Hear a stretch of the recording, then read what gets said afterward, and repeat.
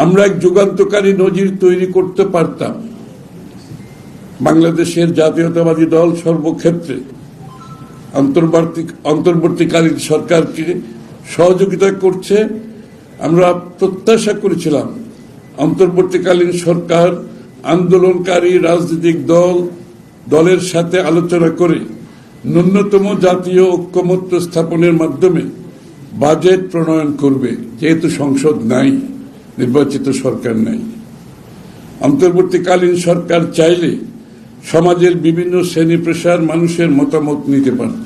বিশেষজ্ঞ নাগরিক সমাজ, ব্যবসায়ী, তরুণ প্রতিনিধিরাও অংশ নিতে পারতেন। তাহলে বাজেট একটি সমন্বিত অর্থনৈতিক দৃষ্টিভঙ্গির প্রতীক হতো। দেশের বিভিন্ন কণ্ঠের প্রতিচ্ছবি হয়ে উঠত এই বাজেট। কিন্তু সেই সুযোগটি কাজে লাগানো হয়নি। বাজেট প্রণয়ন একমুখী, অংশগ্রহণহীন ও গতানুগতিক ধারার হতো।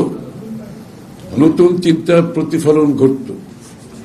বর্তমানের বিশেষ পরিস্থিতিতে এই সংলাপ আরও জরুরি ছিল, বিশেষ করে দেশের অর্থনৈতিক রাজনৈতিক অবস্থার প্রেক্ষাপটে। অন্তর্বর্তীকালীন সরকার বলছে ডিসেম্বর থেকে জুনের মধ্যে নির্বাচন সম্পন্ন করবে, অর্থাৎ 2025-26 বাজেটীয় বছরের মধ্যেই নির্বাচিত সরকার আসবে। ওয়েস্টমিনস্টার ঐতিহ্য অনুসরণকারী অনেক দেশেই অন্তর্বর্তীকালীন শাসন সংক্রান্ত রীতিনীতি আছে, যা বাংলাদেশে নাই। সাধারণ নির্বাচন আসন্ন হলে বা নতুন সরকারের সম্ভাবনা থাকলে বাজেট অনুমোদনের ভিন্ন পন্থা থাকে। অন্তর্বর্তীকালীন সরকার নীতি কাঠামোর বড় ধরনের পরিবর্তন করে না। উল্লেখযোগ্য কর সমন্বয় বা নতুন বৃহৎ আকারের আর্থিক প্রতিশ্রুতিও দেয় না। রাজনৈতিক সংলাপ হলে ঐক্যমত্যের ভিত্তিতে ব্যয় বরাদ্দে বাস্তবসম্মত পুনর্বিন্যাস হতো। স্বৈরাচারী সরকারের সীমাহীন, জনবান্ধবহীন নীতি কাঠামো উদ্বুদ্ধ দীর্ঘমেয়াদী উচ্চ মূল্যস্ফীতিজনিত সাধারণ মানুষের জীবনযাত্রার ব্যয় নির্বাহের সংকট থেকে মুক্তির দিক নির্দেশনা থাকত। বর্তমানে মূল্যস্ফীতি প্রায় ডবল ডিজিট, তা কমিয়ে 6.5% করার কথা বলা হচ্ছে, যা বাস্তবসম্মত মনে হয় না। দারিদ্র্য বৃদ্ধির হারে লাগাম টানা যেত। বিশ্ব ব্যাংকের তথ্য বলছে অন্তর্বর্তী সরকারের আমলে 27 লাখের বেশি মানুষ আগের চেয়ে বেশি দরিদ্র হয়ে পড়েছে, হতদরিদ্র। এর মধ্যে 18 লক্ষ নারী। মজুরি বৃদ্ধির হার মূল্যস্ফীতির নিচে থাকায় প্রকৃত আয় কমেছে। দারিদ্র বৃদ্ধির পাশাপাশি ভোক্তা ব্যয়ের উপরও চাপ সৃষ্টি করেছে। দেশি বিদেশি বিনিয়োগ স্থবির হওয়ায় আনুষ্ঠানিক অনানুষ্ঠানিক প্রায় সব খাতে কর্মসংস্থান কমেছে। ফলে সমাজে ভাঙন ধরেছে, দরিদ্র জনগোষ্ঠীর সংখ্যা বাড়ছে। কৃষি উৎপাদন প্রবৃদ্ধি গত 1 দশকের মধ্যে সর্বনিম্ন। এ সময়ে দেশে কৃষি ও সেবা খাতে প্রবৃদ্ধির হার যথাক্রমে 1.5% এবং 0.58% হ্রাস পেয়েছে। বিবিএস এর হিসাব মতে 2024-25 অর্থ বছরে জিডিপির প্রবৃদ্ধি ছিল 3.97%। সেটা এবারের বাজেটে ধরা হয়েছে 5.6%,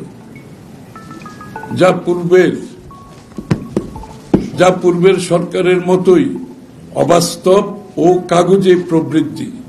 খাদ্য নিরাপত্তা হুমকির মুখে, অপর্যাপ্ত ত্রুটিপূর্ণ দুর্নীতিগ্রস্ত সামাজিক সুরক্ষা খাতে পেনশন ও কৃষি ভর্তুকি অন্তর্ভুক্ত করে বরাদ্দ বাড়ানোর চেষ্টা হিসেবে দেখানো হলেও সামাজিক সুরক্ষার জন্য সরকারি বরাদ্দ অপর্যাপ্ত থেকে গেছে।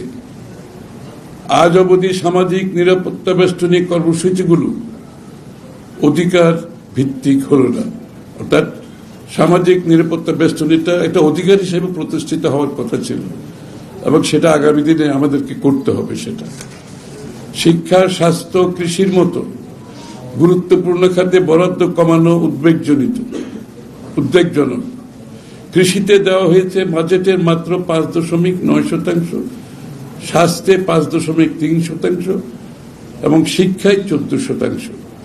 বেসরকারি বিশ্ববিদ্যালয়, মেডিকেল কলেজ ও স্কুলগুলোকে পূর্ণাঙ্গ কর মওকুফের আওতায় আনা যেত। আপনার শিক্ষাক্ষেত্রে কর প্রয়োগ করার কোনো যুক্তি নেই।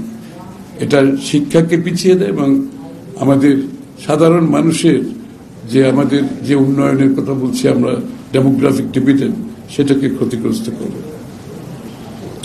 এতে তরুণ সমাজের শিক্ষা আকাঙ্ক্ষা পূরণ হতো। সামাজিক সমতা ও মেধাভিত্তিক সমাজ। আমাদের সময় ইনশাআল্লাহ শিক্ষার এই সকল ক্ষেত্রকে পূর্ণাঙ্গ কর মওকুফের আওতায় আনা হবে। বাজেট প্রক্রিয়ার সংস্কার। আমাদের বাজেট প্রক্রিয়াতে সংস্কার দরকার। এই পুরনো স্টাইলে বাজেট করতে করতে কিছু লোক তারা বাজেটটাকে নিজেরাই করে, এটাকে আবার জনগণের জনমুখী করা সম্ভব হচ্ছে না বহু বছর ধরে।